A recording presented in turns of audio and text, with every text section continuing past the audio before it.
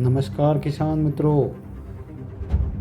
આજે આપણે મહેસાણા તાલુકાના ગામ સબલપુર ખાતે ખેડૂત નિદર્શન પ્લોટ હાઇબ્રિડ રાયડો કરસનું આયોજન કરેલ છે. તો જેમાં ઉપસ્થિત તમામ ખેડૂત મિત્રોનું દિનકર સીડ્સ કંપની વતી હાર્દિક સ્વાગત કરું છું.